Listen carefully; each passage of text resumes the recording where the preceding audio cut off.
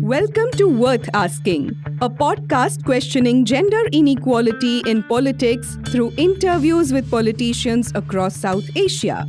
In these interviews, we ask leaders about their political journeys, the challenges they face, how they overcome them and emerge as leaders, and stories of allyship and support.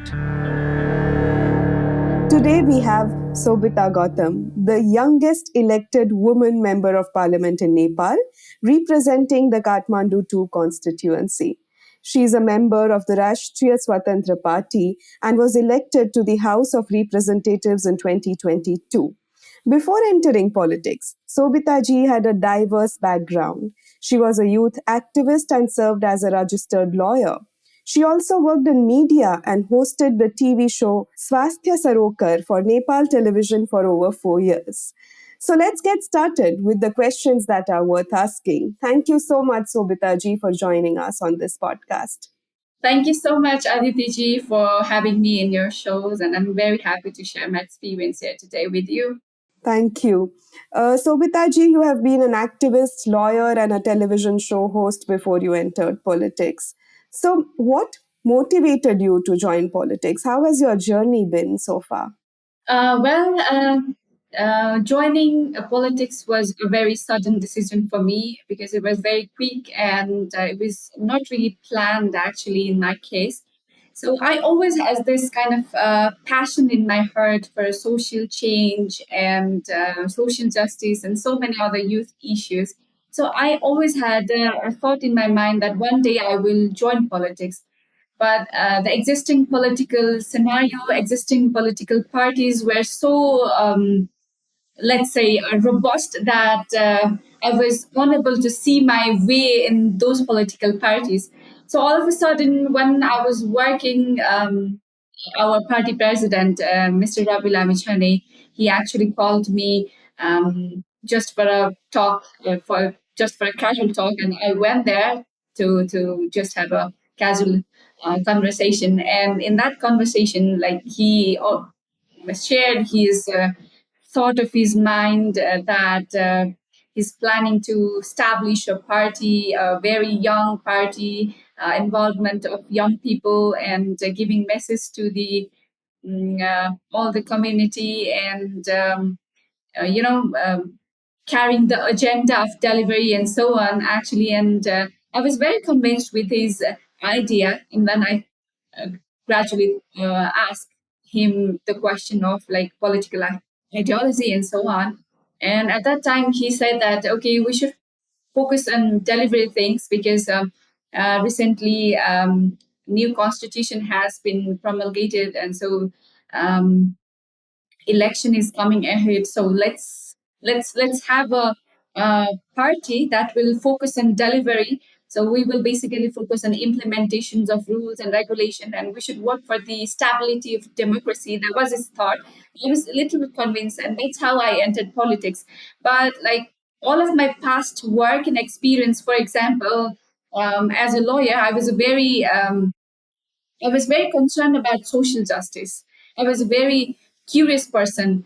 And as a lawyer, my communication skills and my leadership skills, my all the qualities that I have acquired is maybe because of I'm a lawyer or because of the educational background I have. And at the same time, as a TV host, I also learned a very good communication skills. I learned about legal framework. So all of my past experience shaped me in a way that I can enter politics and do good in this field. So this is how I entered, and this is how it's going on. Yeah.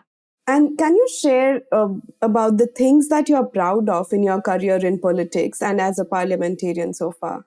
I cannot say that I'm proud of these and I've done this because it's very short period to say that I have done these things because it takes time to do something in politics.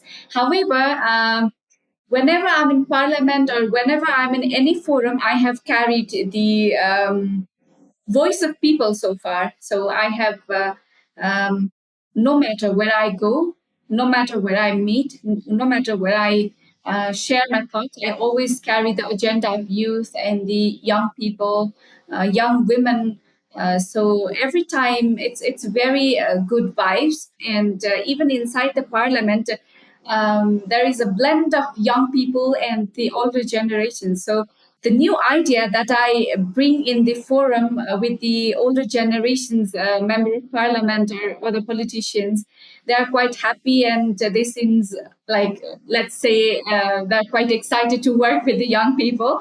So there is a blend of young and the older concept. So I'm very comfortable sharing thoughts with them, and I'm happy to give whatever innovative idea I have. And yeah, this is how it's going on. Do you feel that whatever you share, your work, your achievements so far as a woman politician, they get the recognition they deserve, or is it like different for men and women in politics? Totally different for men and women. Uh, no, it's not only inside parliament; it's everywhere. Let's say in party, in community, everywhere. It's different for men and women. So the recognition would have been better if I would have been a man, because wherever I go, my appearance, my body structure, these all are the matter of recognition, or let's say a matter of identity for other people. I don't know, like they whenever I meet people, whatever I have done, they appreciate. But at the same time, I think, like, if I would have been a let's say little giant woman or man, my things would have been different for the people. So I think it's very different for men and women. Right. And you, since you talked about attire and appearance, many women in politics have faced criticism. When we talk of attire or appearance, women around the world have been like asked questions about, say, their marital status or their domestic responsibilities. How do you respond to such questions and criticism if you have faced any?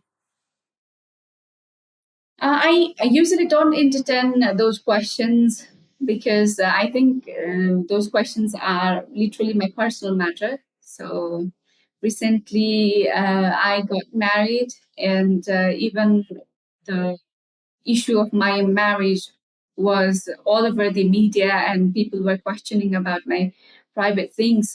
So I had been victim of that situations. However, I don't like to entertain such question, and if people ask me, I strictly say that it's my private matter and I don't want to answer. This is how I deal with it. Apart from this, could you share some of the challenges in your political career that you faced because of your gender and how you overcame those challenges?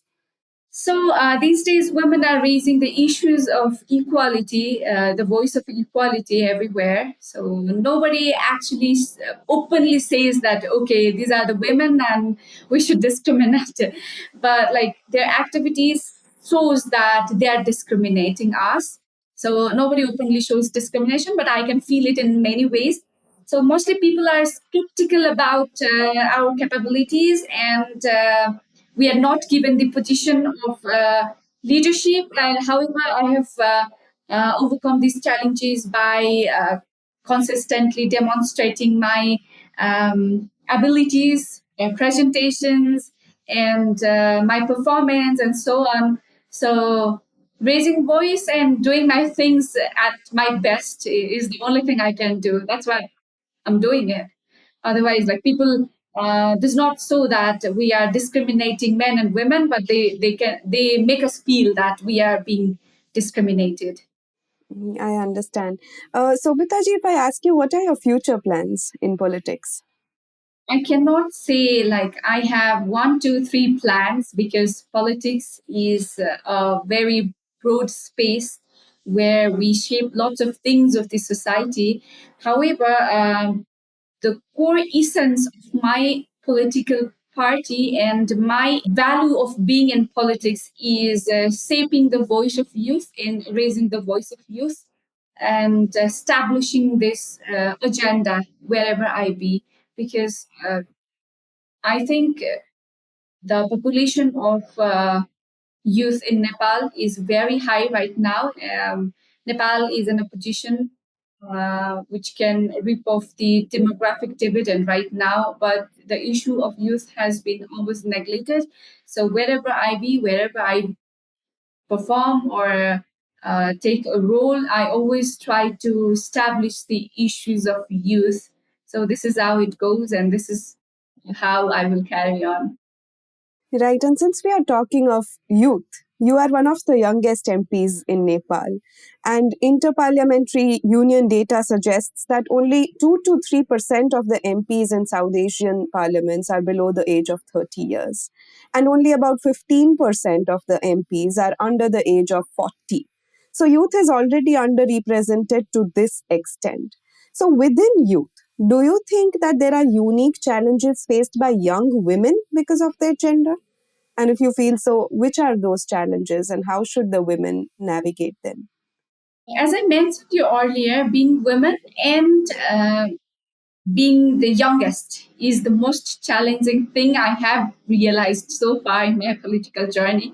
One thing is generally society perceive that giant man or the giant personality is a bigger one, and the giant personality is being heard everywhere. And my appearance, my physical body structure is the matter of questions to a lot of people. So I have faced that even if I speak, even if I carry the voice of youth, I'm being shadowed at times. So one person is that they're young, and other side is women. So there is a question of trust. For example, let's take my example. I am elected in core capital of Nepal, Kathmandu. And this time people trusted me as their voice. So I'm raising their voice everywhere I go. Like I'm carrying their voice. Even in the parliament, I have raised the issues of my constituency many times, and I'm very punctual, let's say disciplined in working for the bills and so on. So I'm actively participating everywhere. But I'm not given any leadership positions many times. Maybe I think my senior people maybe think that I'm not capable enough to handle the leadership positions. So I'm very doubtful that even if my people trusted me as a young woman, maybe if I'm not given a leadership position anywhere, if I'm not given opportunities to lead anywhere, I think from next time people will not vote young people because they think that they cannot do anything. They will just be sidelined. They are very young, they cannot do anything. They will learn and they will have good experience, but they cannot take leadership positions. So this is not good for our constituency, so let's vote some big power. But for you and other young women leaders to kind of carve their future in politics, what support would you like from the system, the political system? That's a reservation. So there is a certainty that 33% women are coming in parliament or any kind of political institution.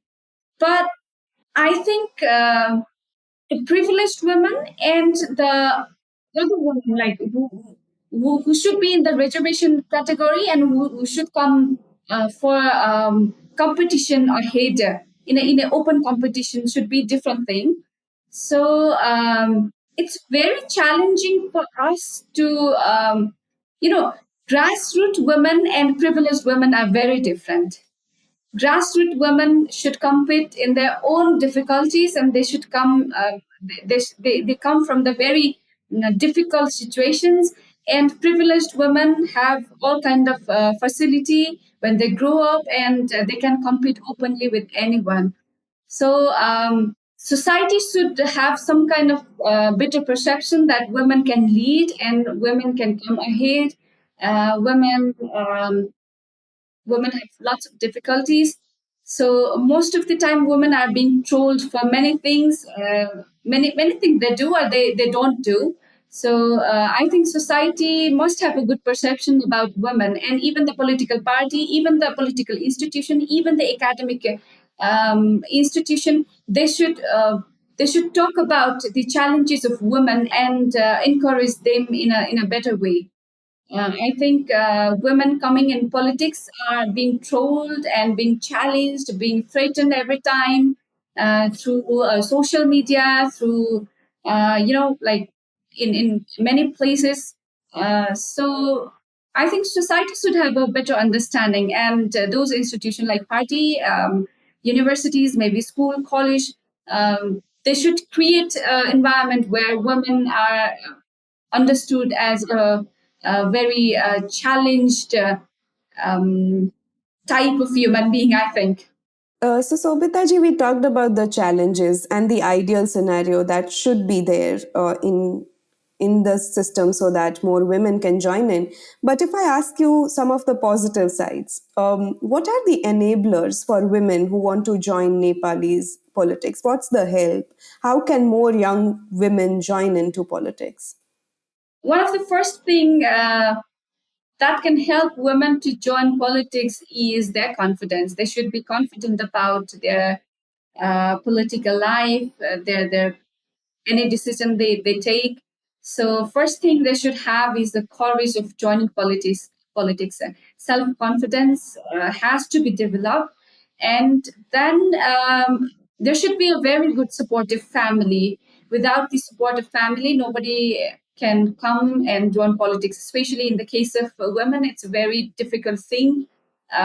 If they're not married, their parents, their whole family society should support, and if they are married, their husband and their in-laws and everybody should support. So these are the things. And other side, in other hand, I think they should also have academically sound team that can help women to shape their ideas and opinion, and they must have good knowledge on every issues they talk about or they present in parliament or any kind of political spectrum.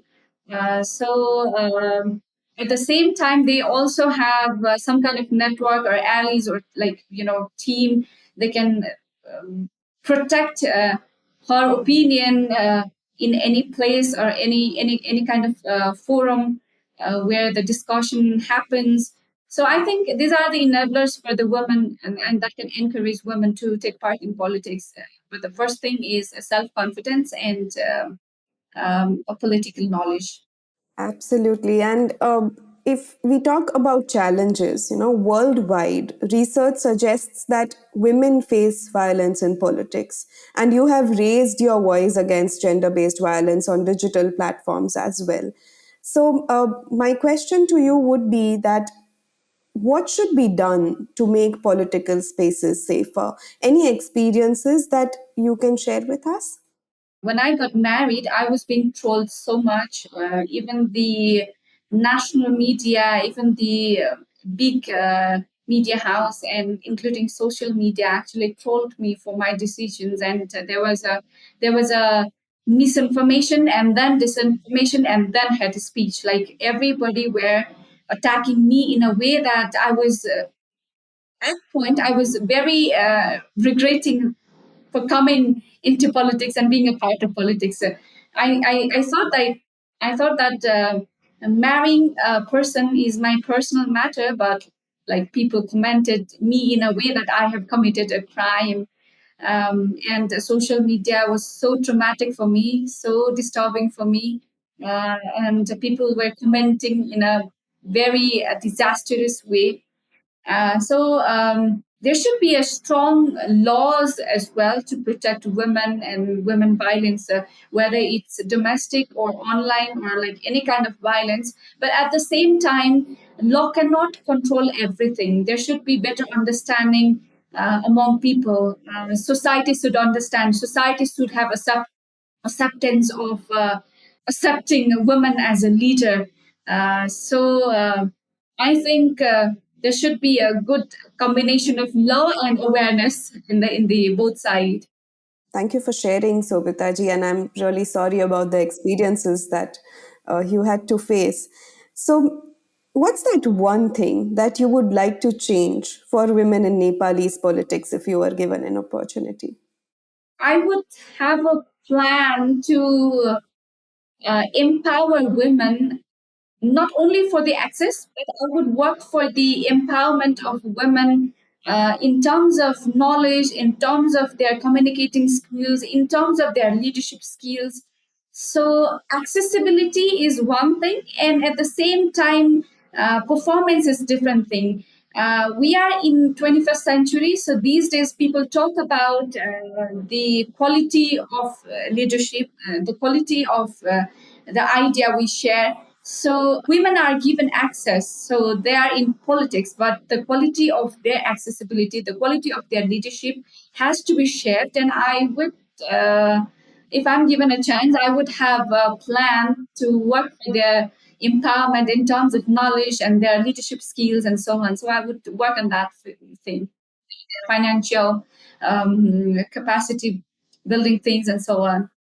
And how can we build solidarity among women across party lines? And would it impact the new entrants in politics?